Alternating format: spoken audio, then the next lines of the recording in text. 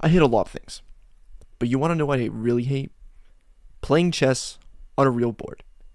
You see, as I started chess, I did a lot of chess online. I started learning openings online. I learned all of my middle games and strategies online. I learned all of my openings pretty much online. But one thing that I didn't learn was over the board chess and the patience to have it. And my goodness, today I have some games for you. As you see, I'm on the road for a title. And the road is coming with a lot of bumps. Like, I was not expecting this rough of a ride. But thankfully, I haven't started a tournament yet. That will be soon. But it will take a little bit. And it's good that I have some time and that I'm preparing for this tournament so I don't repeat the same mistakes I had last time. And well, let's get started. I have 2 games for you today. And the first game is with the black pieces, and so is the other game as well, as you can see. But oh my goodness, I'm telling you, this was just the start of it. Okay? And let's get into it. My opponent plays f4, and dude, I cannot tell you how much this makes me angry. I don't even know how to beat this opening. I know there's traps like the From's Gambit where you develop a piece and then you develop another piece, they take the pawn, you take the bishop, and let's say they played the knight out, then you sack the queen, and yeah, all that jazz. But for a realistic standpoint, I don't know how to face this opening. And so I bring my knight out, play pawn to d5 and knight c6 and develop my pieces, like a regular person. And man, dude, can I just tell you that I was just not feeling it. He played this move and I was like, okay, I have no clue how to play this. Fine, I'll play bishop to g4, right? Normal developing moves, and then I play e6. So I'm basically telling my opponent, okay, you can play h3 and I will take. Simple, right? He plays knight to d2 or b to d2, and I play bishop to d6, and I'm like, okay, my development's fine. I'm easy. He castles, and then I play h5. This is the first off-putting move because now I'm really saying, okay, now play h3, in which he does. And so takes, and then I play queen to e7. And basically, queen to e7, the idea is to strike out with e5. I'm saying, hey, my opponent, your pawn is weak, and if this bishop leaves this pawn, I can just take with the queen. And that's basically my plan. He plays bishop, or not bishop, b3. And this was like, oh, you better not. Like, you're going to get in some trouble if you don't protect this pawn. You better not fianchetto. Like, yep. I play e5, takes, and then he fianchettos. And I'm like, okay, how do we target this pawn? And so I spent some time. I spent a lot of time. And I could not find the best move. This is winning because there's a very nice tactic, and that is knight g4.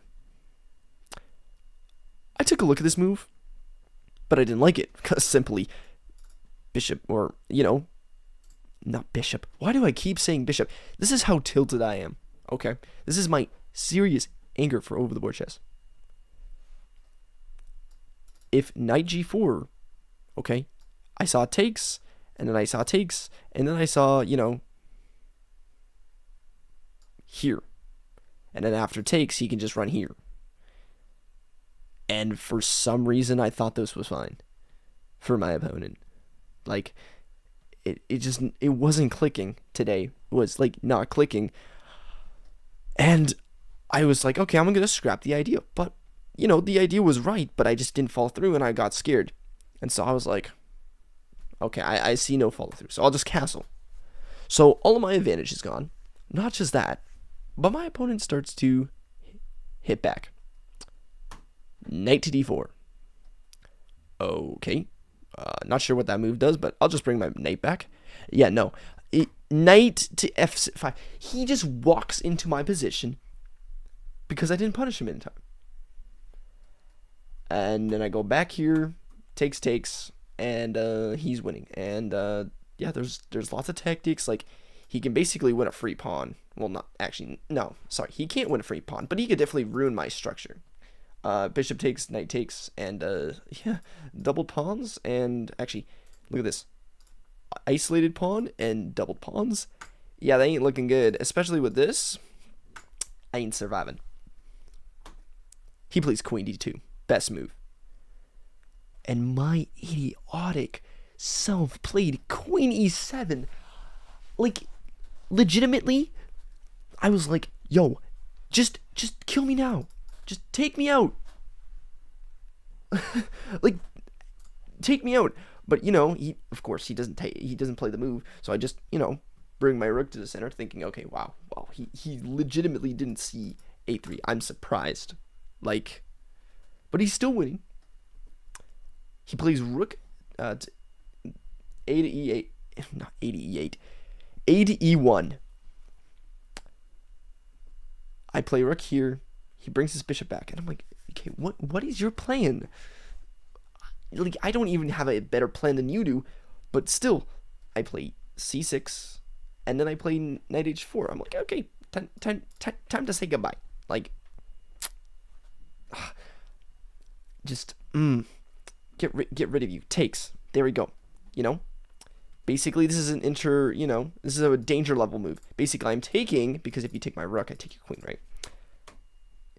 And then I take back, and I'm like, okay, wait, it's not too bad. It's not too bad now. And I started figuring it out, and I was like, okay, now I'm no longer losing. But no, now I'm losing again because, you know, strikes with e4, of course, a very good move from my opponent. And why there? Why there? All of my pieces are on this queen side. Like, I was not thinking, and I was just like, ooh, we gotta get out of the way. And now he's just gonna, you know, start pawn storming. I mean, queen a5 is an absolutely ridiculous move. I mean, maybe it's to target my weak pawn, but, you know, I said, okay, king b8, I don't want him to take my pawn. And so now he just has queen to h5. He's just picking up a pawn. I mean, why not? But no, he doesn't play that. And I'm like, okay, weird. I'll just move out of the way. And then he plays bishop here. And the idea of bishop here is to, you know, take with a pin. But I play rook to e5, and I'm like, okay, yeah, now you can't do that. Yeah, so now your idea of not just picking up this pawn, but you're ignoring all the advantages you have, and you're just allowing me to counterplay. So he goes back, and then I play g6, and I thought, okay, yeah, you know, have a nice, you know. These are the only pawns that are in the game that are, you know, going to be nice on this diagonal. Well, not diagonal. Light square complex. He takes. I take back. He goes rook to f1. And I play f5 because I don't know what to do. And I'm completely losing my mind. He goes queen here, which I was like, what? Why would you walk straight into the idea of me pinning your piece? Like, blowing my mind. But it made sense because, of course, you know, attacking the weak pawn. So I go b5. But he goes here, and I'm like, okay, I definitely don't like you in my space. So I decided to check him, and this loses. Because you shouldn't be doing a queen trade when you're down a pawn. Yeah. And this is losing. Like, do all the checks, do everything. I mean, he goes here. And it's a draw now, but guess what? I'm playing this. I'm playing for this, and I did this not once, but like twice. And then I go here, and he's got g7, and I'm like, oh my gosh, I'm dead lost. And it's dead lost because this isn't coming, and you're making a queen. So yeah, I honestly did not know what I was doing. Like, legitimately, like, if in all honesty, in all freaking honesty,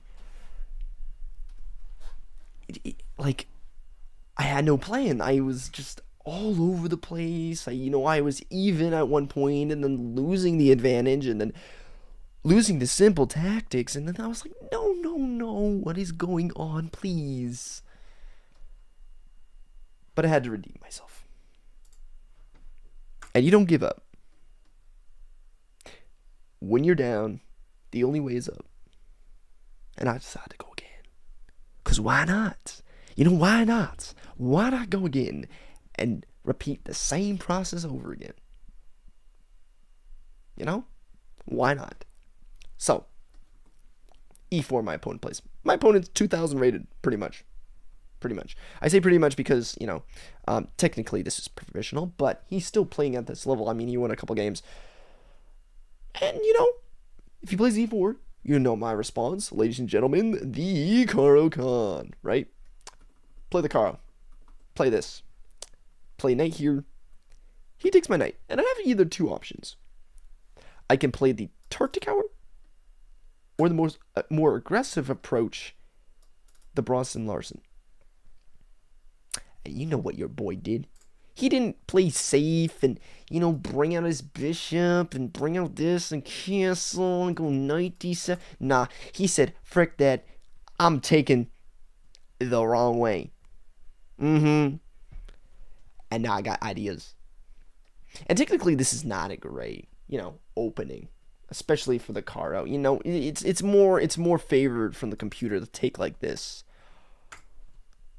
But I'm like, nah, I'm going for a fight. I'm gonna go for a fight. I'm done with losing to stupid positional games, and I'm gonna go to war. Bishop to c4, bishop to f5, and then I don't know what bishop f4 is. Like, what you doing? Like, zoom zoom. Like zigzag, bang bang, bop. But no. I was like, okay. Enough with your shenanigans. I'm going e6, Make sure my, center is not too bad and my king's not too exposed. And, my opponent takes him to knight. And looking back, I do understand. My opponent didn't want me to castle. But long term, if you have this closed, structure and your queen is still on the board, you're going to be fine. So I took with the rook. I thought this was a mistake later because I thought, oh, that's a good idea. But my queen can come out. And so, I don't need to castles. Like, as long as our queens are both on the board and my queen is still in this, parameter, let's say, it's fine. It can come attack and defend at the same time. And so, he plays knight to f3. And I played rook g8. And the idea is targeting the weak pawn. That's the entire idea of the Bronson Larson. Shout out to Gotham. And, he plays this. And I'm like, what? Okay. I don't want to go back. Going back just weakens my position. In fact, he can take. And now my pawns are kind of, like this. And I didn't like that. I said, no. I want to continue with my attack. And so I give a check first. It's not accurate because, of course, the computer says the other move that I later played, he goes here, and then I played the best move. They wanted me to do this first because I guess it's more accurate. But let's be honest. I was like, okay, now I got an active bishop, Let's say you hit back. I'm going right here. And I'm fine with a trade. I'm fine. I'm looking mighty fine. Rook's still here. You technically still can't castle. And yeah, I also had ideas of if he went here, like let's say he take back, I take with the queen. And now look at this mega roaring attack. And I was like, yeah, I got this. My position's fine. I'm gonna go crazy. So he goes here instead of c3. And I'm like, okay, well, either c3 or queen e2. I'm going to be a beast. I go back. He goes here. I don't know why he played that. I was like, what? Okay, you're planning to go here? Fine. Let's go takes, and then queen g5. Zipping to the other side of the board. Haha. Now your knight's offside. Time to see what you're going to do. If you go knight f3, you're going to get hit with this. But then I realized, oh, now he can castle long. But I was like, why would he castle long? His other side is still exposed. And, yeah. I mean, technically, you can't castle now, but that was my idea. I was like, oh, queen g5. Oh, what a move. Like, bang, bang, bang. I'm going to zoom my queen around. It's the most attacking piece right now. And then he plays g3. And I'm like, okay, it's a good move. It's a good move. Not bad. Now, I was like, okay. But still, if you castle, hilariously enough, tactics, I can take. Because I utilized this pin. So I was like, okay, develop a piece. Bishop h6. I thought this was fine. I guess they said, oh, you should trade for even material and go here. But I'm like, no. I'm not a wuss. I'm going to continue with my idea. And now I'm targeting this weak d2 square. And his queen's got to come back in order to, fight back. Okay. He brings the knight back, guarding that square and attacking my queen. But I'm like, what do you have, sir? Tell me. What do you have? I have queen f5. And I'm still controlling lots of space. Your queen is kind of shrouded by your pawns. So he goes queen e2. Respectable move. Now we're both fine. But then I was like, I'm gonna go crazy, dog. I'm going rook g4, and I'm whipping around here. I'm threatening a pin, bro. Now you have to respond to my attacks. He castles. Of course he does. But I don't care. I go rook e4 I slide. I'm sledgehammering you. I do not care. And, he plays a good move. Now he's utilizing that this is a pin. But I'm like, no. I need to be resilient. I'm not falling down to your tactics. Now he's also threatening rook e1 or rook a to d1. And I lose my rook. So I'm like, okay. Welp. I gotta bring my queen back. So I do. I go queen to g6. And I thought this was fine. But I guess this is the only advantage my opponent had of the game. And I guess the move here is, I think, knight d2. Okay, no, not knight d2. Sorry. h4. And now my queen is kinda, offside, if you may say. And the reason why you're thinking, oh wait, what, don't you win a knight? Yeah, you win a knight, but guess what? Queen here. And after, takes, there's takes. And so I'm losing because I have a bishop and a rook for 2 rooks. And I guess I missed this idea. But I thought queen g6 was fine. I was like, no, what you doing?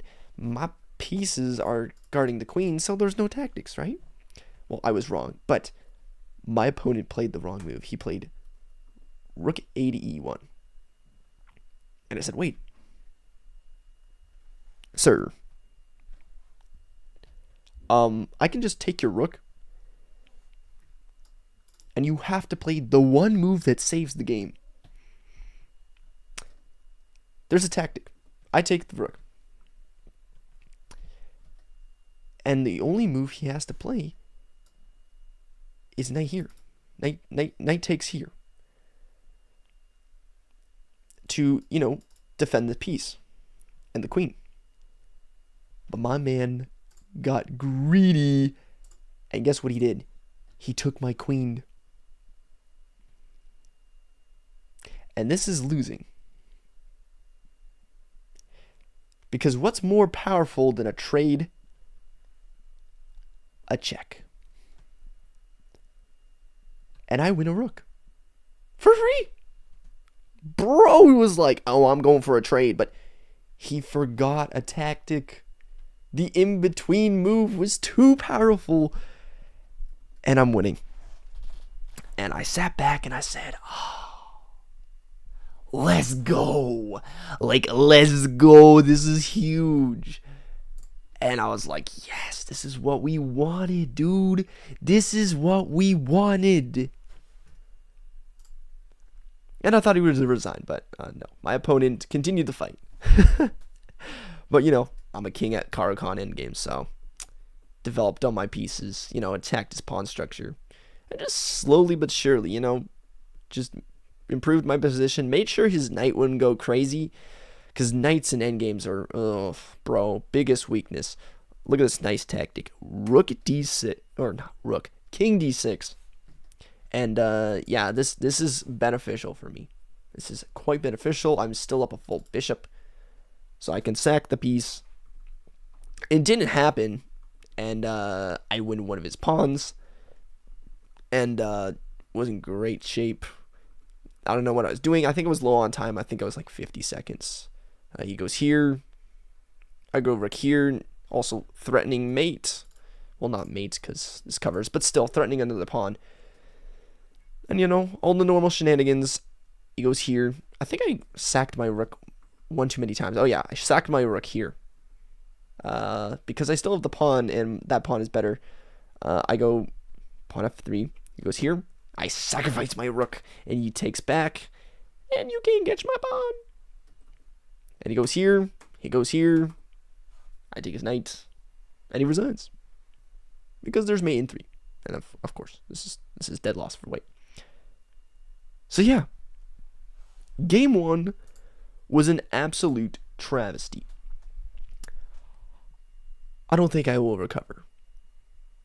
But I redeemed myself in the last game and felt really good. The funny thing is that I've actually had some terrible results with the Bronstein-Larsen variation, but you know what? I was thinking maybe I should use that as a switch, and maybe I should learn more of the theory. But I like the aggressive and the attackingness of the Bronstein-Larsen. Caro is more of a, positional game. You try and expand on the queen side. Yeah, the Bronstein-Larsen's like, you know what? I don't care. I ain't castling. I ain't doing any of that. I'm punching. I'm uppercutting. Like, I'm gonna go full on in. And, I was positional and had good ideals, but in the end, it came into one tactic. And I was like, okay. And see, I do hate over the board chess still. But we win some, and we lose some. That's part of learning. And that's part of life. I'll see you in the next video.